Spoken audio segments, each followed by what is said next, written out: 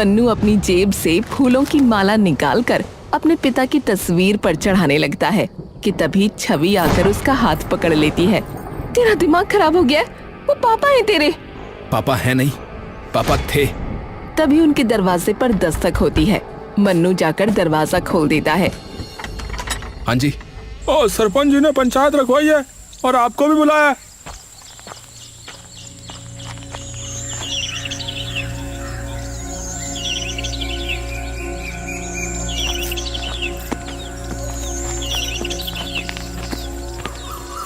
सरपंच जी, हमें बाहर मत निकालिए। आप लोगों का जो भी कर्जा है वो मैं उतार दूंगा। वो तो उतारना ही होगा, और अगर नहीं उतार सकते तो अभी के अभी गांव से बाहर निकल जाओ।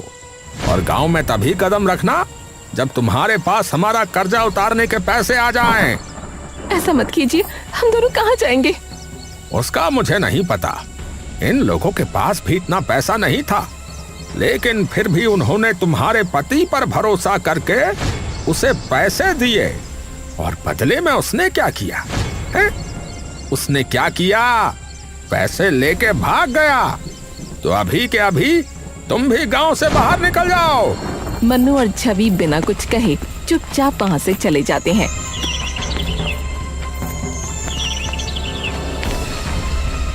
और घर जाकर अपना सारा सामान बांधकर अपना घर छोड़कर निकल जाते हैं।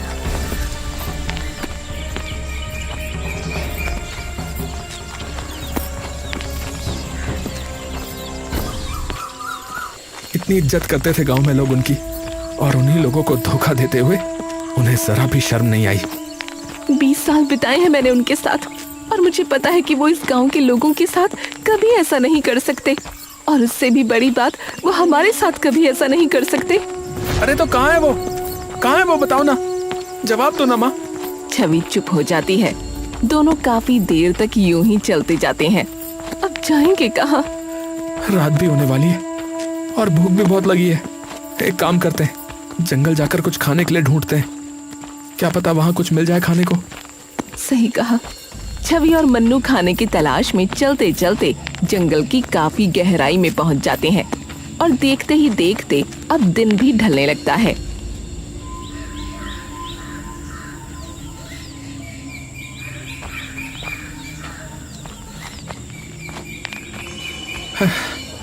माँ, यहाँ तो ना कोई फल, ना ही सब्जी, ना ही कुछ दिख रहा है।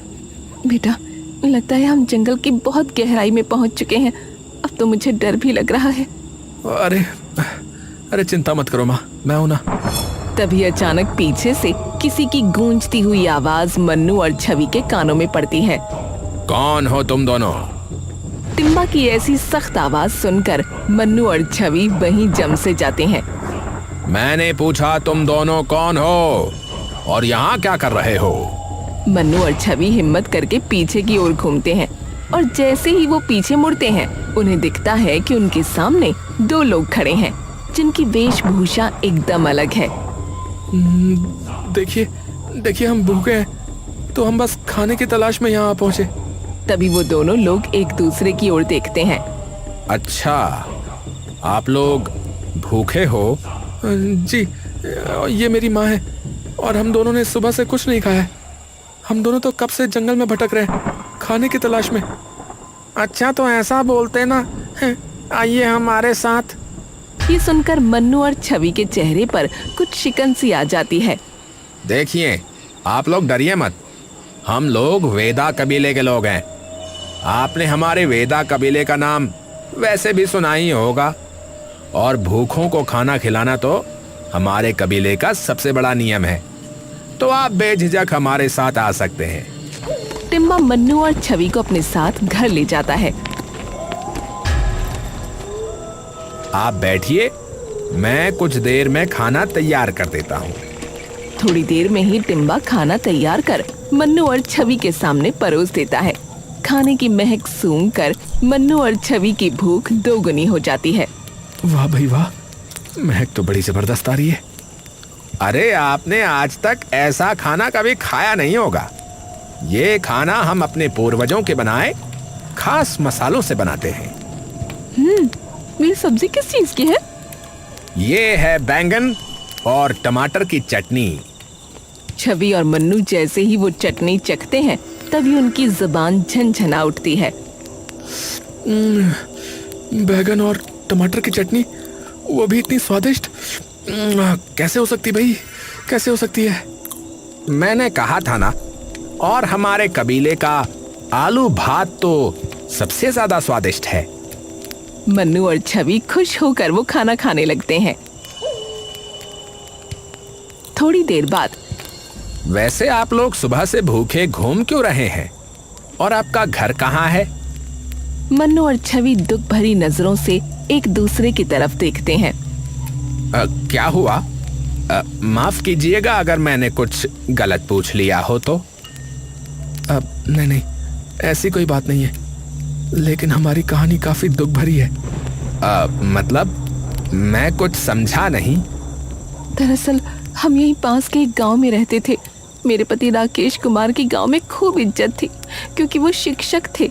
लेकिन एक दिन उन्होंने सरपंची से कहकर गांव की चौपाल में एक पंचायत रखवाई, जहां वो गांव वालों के लिए एक प्रस्ताव लेकर आए थे। सरपंच जी, आप सब जानते हैं कि हमारे खेतों की सबसे बड़ी परेशानी सिंचाई है। कभी बिजली समय पर नहीं आती, और जब डीजल वाली मोटर चलाते हैं तो हर महीने तेल में हजारों रुपए लग जाते हैं। ऊपर से मोटर खराब हो जाए तो अलग खर्चा। अब बात तो तेरी ठीक है राकेश, पर अब तूने ये मुद्दा उठाया क्यों है भाई? तेरा आखिरकार प्रस्ताव है क्या? देखिए सरपंच जी, मेरा मुद्दा है सोलर पैनल का। अगर हम सोलर पैनल लगवाते हैं तो सालों तक ना बिजली का बिल आएगा, ना तेल का खर्चा, और जब चाहो तब पानी भी मिल जाएगा हमें। ये सुनकर गांव के सभी लोग हैरान हो जाते हैं। हैं? अरे भाई, ये सोलर पैनल आखिर क्या है भाई? और आखिर ये कैसे काम करता है? देखिए, सोलर पैनल एक तरीके का यंत्र है जो कि रोशनी को, यानी कि जो धूप आती है ना, उसको बिजली में बदल देता है। अरे भैया, अरे ये तो बड़ी चमत्कारी चीज है फिर तो। पर ये हमें मिलेगी कैसे भैया? उसकी चिंता आप लोग मत करो, वो सब आप मुझ पर छोड़ दो। लेकिन इस आधुनिक सुविधा के लिए थोड़ा पैसा लगेगा, जिसमें सभी गांव वालों को मेरी मदद करनी पड़ेगी, और इसीलिए मैंने अभी पंचायत को इकट्ठा किया है। अब कितना पैसा लगेगा? लगभग 8 से 10 लाख रुपए लगेंगे। ये सुनकर सभी गांव वाले थोड़ी देर के लिए हैरान और परेशान हो जाते हैं। देखो भाई, इस गांव में लगभग सभी लोग खेती बाड़ी का काम करते हैं, तो ये साधन सिर्फ एक इंसान के नहीं बल्कि पूरे गांव की प्रगति के लिए बहुत काम आएगा। आप सब लोगों को तो पता ही है कि हमारे गांव में बिजली की सुविधा कैसी है। 24 घंटे में से मुश्किल से शायद 8 घंटे भी बिजली नहीं आती होगी। तो बताओ, ऐसी हालत में किसान अपने खेतों की सिंचाई कैसे करेंगे जब मोटर ही नहीं चलेगी? तो इसलिए ये सोलर पैनल सबके बहुत काम आएगा। मेरी जान पहचान में एक दोस्त है जो तुरंत इसका इंतजाम करवा देगा। सभी गांव वालों को उन पर भरोसा हो गया और उन्होंने मिलकर राकेश जी को 10 लाख रुपए दे दिए। पर किसी को भी ये भनक नहीं थी कि वो सारा पैसा लेकर भागने वाले हैं। क्या वो पैसे लेकर भाग गए? हाँ, गांव वालों को लगा कि 2-3 दिन में पापा वापस आ जाएंगे, लेकिन ना उन्हें पता था और ना हमें कि उन पैसों के आगे ना उन्हें अपनी बीवी दिखेगी और ना ही बेटा। और जब उनसे ना कोई संपर्क हो पाया, ना ही कोई बात हो पाई, तब गांव वालों ने ये सुनिश्चित कर लिया कि वो उनके पैसे लेकर भाग गए हैं, और सारा इल्जाम आकर मेरे और मेरे बेटे के सिर पर आ गिरा। सरपंच जी ने हमें गांव से बाहर निकाल दिया और बस फिर हम यहाँ पहुंचे खाने की तलाश में। हे भगवान, ये तो सच में बहुत बुरा हुआ। तो अब तुम लोग क्या करोगे? पता नहीं अब क्या करना है, लेकिन जब तक हम गांव वालों का कर्जा नहीं चुका देते तब तक हम गांव में वापस नहीं जा सकते। हमारी खोई हुई इज्जत मैं वापस आपको लौटा कर ही रहूंगा, ये मेरा वादा है आपसे। पर बेटा, हम इतना ज्यादा कर्जा कैसे उतारेंगे?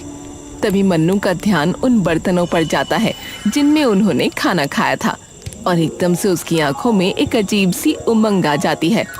माँ, क्यों ना हम अपना एक ढाबा खोलें? ना हमारे पास कोई पैसा है, ना रहने के लिए कोई घर। हम कैसे कोई ढाबा खोल सकते हैं? अगर हम इसी खाने को लोगों तक पहुंचाएं तो सभी लोग भाग भाग कर ये खाना खाने आएंगे। और ढाबा ना सही, एक ठेला तो ले ही सकते हैं। गांव-गांव जाकर खिलाएंगे लोगों को, और वो भी मिट्टी के बर्तनों में। पर खाना तब तक ठंडा हो जाएगा। तो खाने को मिट्टी की हांडियों में रखना, और उन हांडियों को एक लकड़ी के डब्बे में रखना, और फिर उनको घास से ढक देना, और फिर देखना 6-7 घंटे तक खाना यूं ही गर्म रहेगा। तो क्या आप बना देंगे हमारे लिए इतना खाना रोज? हाँ हाँ, क्यों नहीं। आपका बहुत बहुत शुक्रिया। ये एहसान हम जिंदगी भर नहीं चुका सकेंगे। अरे ऐसी कोई बात नहीं है।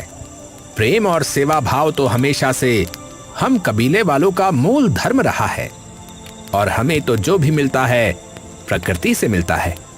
तो हमारा भी फर्ज बनता है कि जब ऊपर वाला हमें इतना कुछ दे रहा है तो हम भी क्यों ना लोगों की सहायता करें। पर हम ठेला कहाँ से लेकर आएंगे? अरे वो तो हम में से कोई भी बना देगा। ये सुनते ही मन्नू और छवि की आंखें चमक उठती हैं। सच में? हाँ भाई।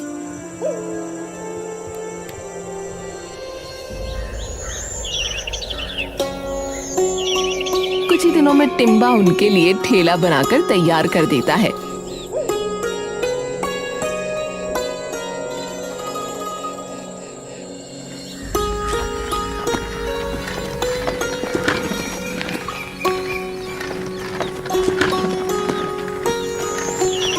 कुछ दिन बाद बस लोग आ जाएं लेने।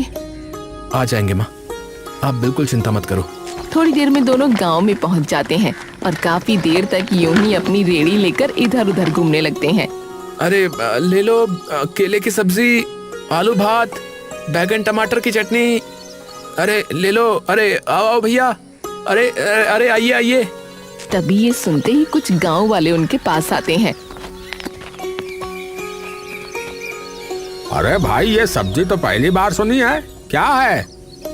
अरे काका, एक बार खा के तो देखो, उंगलियां चाटते रह जाओगे। हाँ, उंगलियां चाटते रह जाओगे? ऐसी क्या चीज है भैया? अच्छा भाई, जरा खिलाओ, चखाओ, हम भी तो चखें, देखें कि कैसी है ये केले की सब्जी। और मुझे जरा वो आलू भात चखाना, जरा देखते हैं कैसा है। रोटी वगैरह नहीं है क्या इसके साथ? नहीं काका, अभी रोटी तो नहीं है, पर हाँ बहुत जल्दी रोटी बनाना भी शुरू कर देंगे।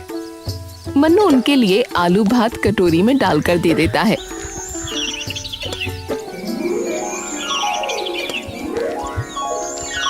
और जैसे ही वो लोग आलू भात चखते हैं तभी उनकी आंखें एकदम से बड़ी हो जाती हैं।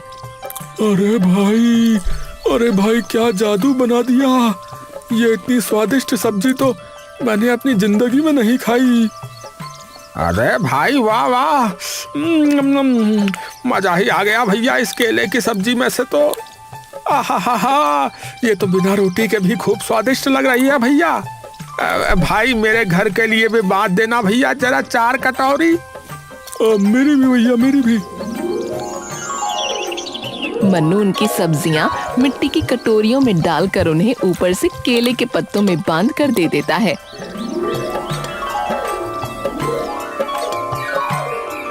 अरे वाह, तुम तो बिल्कुल सारी चीजें एकदम प्राकृतिक तरीके से देते हो। बिल्कुल काका।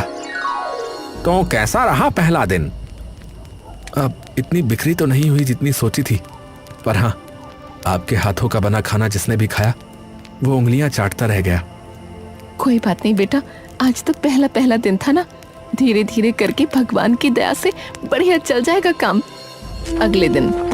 अगले दिन एक और बार फिर मन्नू और छवि अपना ठेला लेकर उसी गांव में पहुंचे। लेकिन अब की बार जैसे ही लोगों ने उनका ठेला देखा तो उनके आसपास काफी सारी भीड़ जमा हो गई। अरे भाई, हम तो तुम्हारा इंतजार कर रहे थे कब से, हैं कि आओगे। और भैया, जब से तुम्हारे हाथों की बनी सब्जी खाई है मैं तो भूल ही नहीं पाया भैया उसका स्वाद।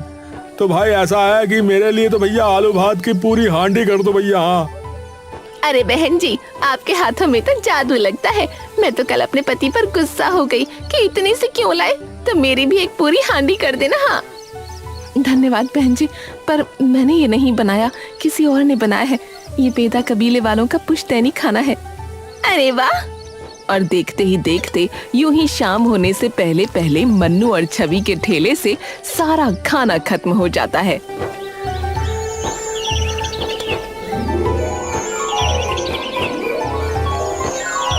और यूं ही देखते देखते कई महीने बीत जाते हैं और उनका वो जंगली खाने का ठेला इतना कामयाब हो जाता है कि कुछ ही दिनों में मन्नू और छवि अपना ढाबा खोल लेते हैं। छवि आंखों में आंसू लिए ढाबे का फीता काटती है। मिल गई बेटा, हमारी खोई इज्जत हमें वापस मिल गई। अभी तो कर्ज चुकाना बाकी है माँ, अभी हमारे गांव में जाना बाकी है। मन्नू की आंखों में वो बेचैनी देख छवि कुछ देर के लिए स्तब्ध रह जाती है और कुछ ही देर में पूरा ढाबा लोगों से भर जाता है। अब भाई, अब सुबह से शाम तक तुम्हारे ढाबे से भीड़ नहीं घटने वाली। हाँ तो अपना आलू भात केले की सब्जी ज्यादा ही बना के रखना भैया। हाँ अरे काका, और भी नई चीजें हैं अब तो। अरे भैया, मैं तो यही कह रहा हूँ कि वो जो कुछ भी बना रहे हो, बनाना ठोक के भैया। कुछ महीने सब सही चल रहा होता है कि तभी एक दिन अरे भाई, मेरा साला बता रहा था कि रोजापुर के लोगों का तो बुरा हाल हो गया है। ये सुनते ही मन्नू एकदम चौंक गया। क्या कहा आपने? रोजापुर? अरे वो तो मेरा गांव है। क्या हुआ उधर? अरे भाई, आपने सुना नहीं? वहाँ तो बाढ़ आई है, बहुत जबरदस्त। सभी लोगों के खेत डूब गए हैं और कई लोगों के तो घर भी चले गए भैया। ये सुनते ही मन्नू एकदम से चौंक गया और तुरंत अपनी माँ के पास दौड़ता हुआ गया, जो रसोई में टिम्बा के साथ खाना बना रही थी, और उन्हें सारी बात बताई। उन लोगों की मदद करनी होगी माँ, लोग पता नहीं कैसी हालत में होंगे इस वक्त। पर हम क्यों जाएं? जब हमारा ऐसा हाल था तब किसी ने भी आकर पूछा हमसे कि हम कैसे हैं, और किसी ने भी रोकना नहीं चाहा जब सरपंच जी हमें गांव से बाहर निकाल रहे थे। माँ, पर आप ये भूल गई कि जब हमें जरूरत थी तो टिम्बा भैया ने भी तो हमारी मदद की थी। तो जब भगवान हमें इतना दे रहा है तो हमारा भी फर्ज बनता है कि उनके बनाए लोगों की मदद करें। और मैं मानो चाहे ना मानो, नुकसान तो उनका हुआ था। पापा उनके भी पैसे लेकर भागे थे, तो उनका गुस्सा होना गलत नहीं है। काकी बात मन्नू ठीक कह रहा है। आप और मन्नू जाओ, मैं हूं ना यहाँ। छवि सुनते ही कुछ देर के लिए शांत हो जाती है। ठीक है। छवि और मन्नू तुरंत अपने गांव की ओर निकल जाते हैं और दोपहर तक वो अपने गांव में पहुंच जाते हैं।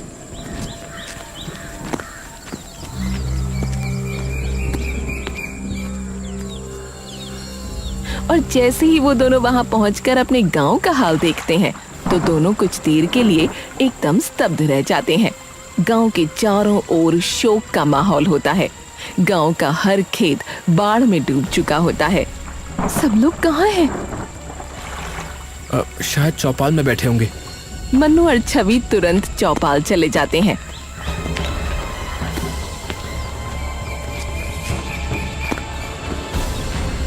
और जाकर देखते हैं पूरा गांव चौपाल पर इकट्ठा हो रखा है। उन दोनों को देखते ही सरपंच का खून खौल उठता है। तुम दोनों क्यों आए हो यहाँ? देखिए, मैं जानता हूँ कि आप सभी लोग हम सबसे गुस्सा हैं, क्योंकि मेरे पापा ने आप सभी लोगों के साथ विश्वासघात किया है। लेकिन यकीन मानिए, उन्होंने आपके साथ नहीं, हमारे साथ भी उतना ही बड़ा विश्वासघात किया है। तो इसलिए मैं आप लोगों से हाथ जोड़कर विनती करता हूँ कि कृपया हमें आप लोगों की मदद करने दीजिए। अरे क्या मदद करोगे तुम? गांव में खाने को दाना तक नहीं बचा है। रोज ये सोचना पड़ता है कि आज के खाने का इंतजाम कैसे होगा। रोज लगता है कि आज खाना मिलेगा या नहीं। चिंता मत कीजिए, आप हमारे साथ आइए, आप सभी लोग। अरे भाई, लेकिन कहाँ? आप सब लोगों को अपने आप पता लग जाएगा। मन्नू गांव के सभी लोगों को लेकर अपने ढाबे पर चला जाता है और सब लोगों को बिठाकर बिना एक पैसा लिए खाना खिलाने लगता है। गांव के सब लोग वो खाना खाते ही दंग रह जाते हैं। अरे भाई, तुम्हारे हलवाई ने खाना बहुत ही स्वादिष्ट बनाया है। मन्नू मुस्कुराकर टिम्बा की ओर देखता है। धन्यवाद आपका। आप सभी लोगों का बहुत बहुत धन्यवाद। और जब तक आप लोगों के खेतों से पानी नहीं उतर जाता तब तक आप लोगों को खाने पीने की बिल्कुल चिंता करने की जरूरत नहीं है। और जिसके पास रहने के लिए घर नहीं है वो यहाँ आकर रह सकते हैं। ये सुनते ही सरपंच चुपचाप मन्नू और छवि की ओर देखते हैं। 2 महीने बाद सारा पानी उतर जाता है और सब किसान वापस से अपने अपने खेतों में खेती करना शुरू कर देते हैं। लेकिन वहीं दूसरी ओर मन्नू और छवि का ढाबा अब बिल्कुल बंद होने की कगार पर होता है। अब तो खाने का सामान लाने के जरा भी पैसे नहीं रहे। 2 महीना लोगों को मुफ्त में खाना खिलाते खिलाते हमारे पास कुछ नहीं बचा। कोई बात नहीं माँ, हम फिर से रेडी पर आ जाएंगे और फिर से खूब सारी मेहनत करके अपना ढाबा खड़ा कर लेंगे। पर टिम्बा भैया माफ करना, हमने आपको यूं ही अपने साथ इस दुविधा में फंसा दिया। अरे मैंने क्या कहा था कि सेवा धर्म ही सबसे बड़ा धर्म है, हम वेदाओं का। तभी एक पुलिस जीप आकर रुकती है। उसमें से एक इंस्पेक्टर उतरता है और उनके पास आता है। क्या आप लोग राकेश कुमार के परिवार से हैं? छवि घबराकर सर हिला देती है। जी मेरे पापा हैं, पर क्या हुआ? इंस्पेक्टर धीरे से एक थैला मन्नू के हाथ में दे देता है। मन्नू खोलकर देखता है तो उसमें बहुत सारे पैसे होते हैं। ये क्या है? ये वो पैसे जो आपके पापा ने गांव वालों से लिए थे। क्या? मैं कुछ समझ नहीं पा रहा। वो तो पैसे लेकर भाग गए थे ना सर? नहीं, वो पैसे लेकर भागे नहीं थे। दरअसल जिस दोस्त पर उन्होंने सोलर पैनल लाने के लिए भरोसा किया था उसने राकेश जी से पूरे पैसे ले लिए और फिर गायब हो गया। और फिर राकेश जी हमारे पास आए और उन्होंने हमें सारी बात बताई। उन्होंने कहा था वो गांव वापस खाली हाथ नहीं जा सकते। तो पर हमें उस इंसान के बारे में कुछ पता नहीं लग पाया, तो उन्होंने कई जगह जाकर उस आदमी के बारे में जानकारी इकट्ठी करनी शुरू कर दी और आखिरकार हमें फोन करके उसका ठिकाना बताया। हम तुरंत वहां पहुंचने के लिए निकले, लेकिन उससे पहले ही उन लोगों को पता लग गया कि राकेश जी ने पुलिस को खबर कर दी है। इंस्पेक्टर कुछ पल के लिए रुकता है और अपनी टोपी सर से उतार लेता है। जब हम पहुंचे तब तक बहुत देर हो चुकी थी। हम उन ठगों को तो पकड़ पाए, लेकिन राकेश जी को नहीं बचा पाए। उन लोगों ने राकेश जी जैसे कई लोगों को ठगा था, तो उन्हीं की वजह से आज न जाने कितने लोगों को उनके हक के पैसे मिले हैं। राकेश जी भागे नहीं थे, वो लड़ रहे थे। ये सुनते ही मन्नू और छवि वहीं बिखर जाते हैं और फूट फूट कर रोने लगते हैं। अरे अरे संभालो संभालो आप दोनों खुद को। वो भी ऊपर खुश नहीं होंगे आपको ऐसी हालत में देखकर। मैं उनका बेटा कहलाने के लायक नहीं हूं। न जाने क्या क्या भला बुरा बोल दिया अपने ही पिता के बारे में। आप सही थी माँ। तभी टिम्बा उन दोनों को संभालने लगता है। सबसे पहले तो आपको उनकी इज्जत और उनका सम्मान वापस दिलाना होगा उन्हें, ये सच सभी गांव वालों को बता करके। इंस्पेक्टर साहब, क्या आप खुद उन्हें ये बात बता देंगे? जी बिल्कुल। वो सब लोग गांव जाते हैं और उन्हें सारी बात बता देते हैं, जिसे सुनकर सारे गांव वाले भावुक हो जाते हैं। अरे एक बेटा है जिसने हमें बिना कुछ कहे 2 महीने तक खाना खिलाया, इतने लोगों को रहने के लिए छत दी, और एक बाप था जिसने हमारे पैसों के लिए अपनी जान दे दी। और हमने क्या किया? इन पे शक, इन्हें गांव से बाहर निकाल दिया। अरे माफ कर देना मन्नू बेटा, हमें माफ कर देना। मन्नू वो पैसे सरपंच जी को दे देता है। ये आप सभी के पैसे।